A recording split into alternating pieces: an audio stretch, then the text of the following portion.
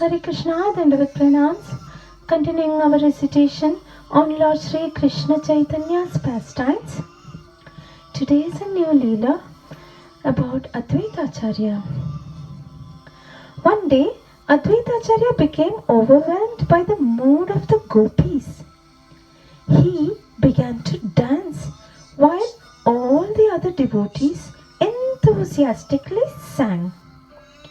Advaita Acharya danced joyfully for some time.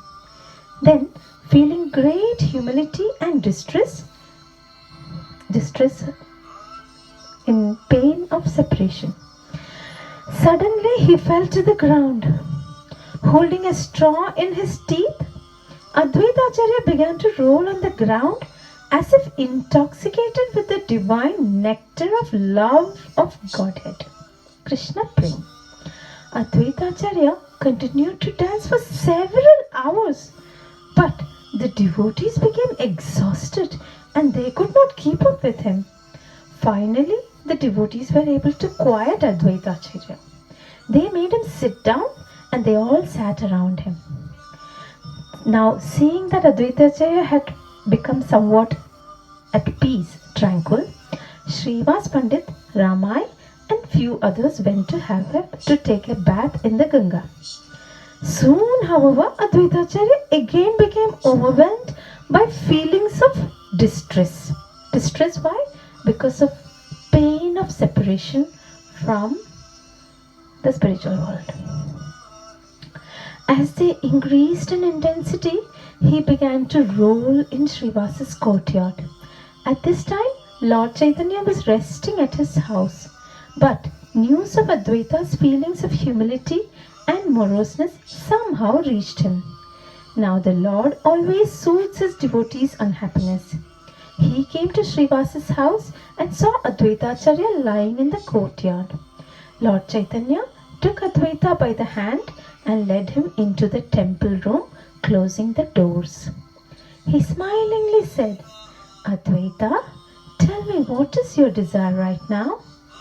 And Advaita Acharya replied, "My Lord, you are the essence of all the Vedas.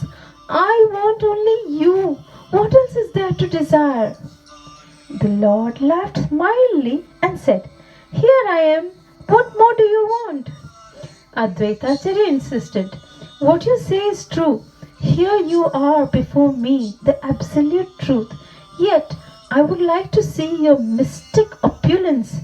I very intensely desire to see what Arjuna had seen, witnessed long ago." As soon as Advaita Acharya said this, he saw a chariot in the midst of a vast battlefield with millions of soldiers engaged in the battle. He saw the scene of Mahabharata. Seated inside the chariot was the four-armed form of Lord Krishna, holding Shankh, Chakra, Gada, Padma, meaning conch shell, disc, club and lotus flower. And the very next moment, Advaita Acharya beheld the Vishwarupa form of the Lord, that is the universal form of the Lord that Lord Krishna was showing to Arjuna, which is explained in chapter 11 of the Bhagavad Gita. He saw Arjuna standing in front of this Vishwarupa form, offering prayers with folded hands. Advaita Acharya saw millions of eyes and millions of open mouths full of flames. This is the Vishwarupa form or the universal form of the Lord. And he saw all the atheists and sinful demons were being consumed in this mighty conflagration. The fault finders and heartless persons who inflict violence upon others were being burned in the mouths of the Lord. Upon seeing all this, Advaita Acharya fell to his knees in great humility. He begged for the Lord's eternal association as his servant. At this time, Lord Nityananda was roaming around through the streets, absorbed in ecstasy as usual. And because Lord Nityananda is again the Supreme Lord, Balram, he is omniscient, means all-knowing, right? So he knew that Lord Chaitanya was displaying his universal form, his Vishwarupa form, to Advaita Acharya. So he immediately ran to Srivas Pandita's house and straight went into the temple room. Lord Chaitanya also knew that Nityananda is coming. Shutting the doors behind him, Nityananda saw the universal form of the Lord before him, the Vishwarupa form. Falling down to offer obeisances, he closed his eyes. And then the Lord said, "Arise, Nityananda. You are as dear to me as my own life. Anyone who is attached to you in loving devotion, I make him my own. No one is dearer to me than you. Anyone who sees differences between you and Advaita Acharya will never understand me." Upon hearing this, Nityananda Prabhu and Advaita Acharya began to dance jubilantly, glorifying the Lord with beautiful prayers. The most valuable wealth that anyone can possess is devotional service, bhakti or devotional service to the Supreme Lord, Gaurahari. That is Chaitanya Mahaprabhu, or Krishna in the form of Chaitanya Mahaprabhu. The perfection of devotion is when one weeps in ecstatic bliss while remembering the holy names of Lord Krishna and Gauranga. One cannot develop love of Godhead by material means. Only by sincere calling of Krishna can one chant his name purely at the end of life.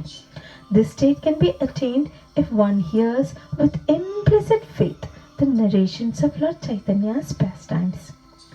Finally, the Lord departed for his residence along with the devotees. Lord Nityananda and Advaita Acharya did not tell anyone that they had seen the Lord's Vishwarupa form or the universal form. No one else present at Srivasa's house had witnessed that divine revelation. Advaita Acharya and Nityananda were still mad with joy. They rolled upon the ground and sometimes sang, sometimes danced, sometimes clapped their hands. Being thus completely engrossed in pure love of God and pure affection for each other, they soon began to argue and abuse one another for fun. Now this is all for fun, okay? In this way, actually through the abuses, they were indirectly glorifying each other. Now how did they abuse each other? Advaita said, "You simpleton, you drunkard, who asked you to come here, huh? Why did you force your way into our association? How can you be considered a sannyasi? No one knows your background, your family or your caste. You eat in anyone's house regardless of caste.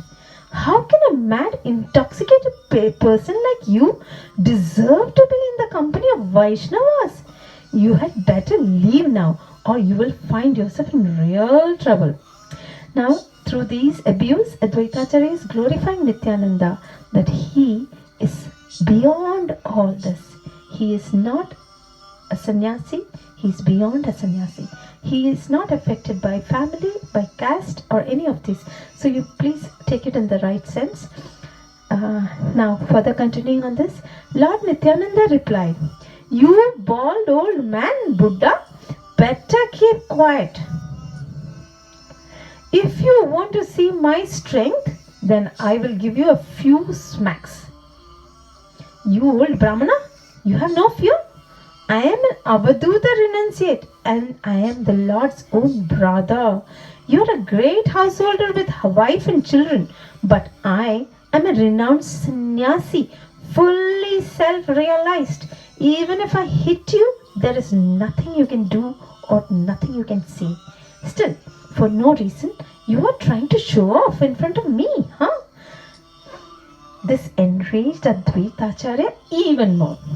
Flinging his clothes in all directions, Advaita Acharya retorted, "How can you call yourself a sannyasi? Your background is totally unknown. Let anyone come forward and identify you.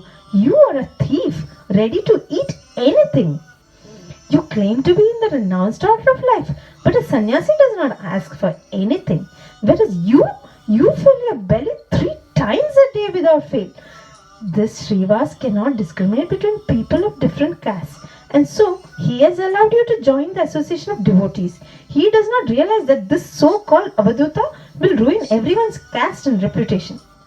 It is certainly very difficult for ordinary people to understand the affectionate, loving exchanges that took place between these two lords, for their conversation externally sounds like a vicious verbal assault.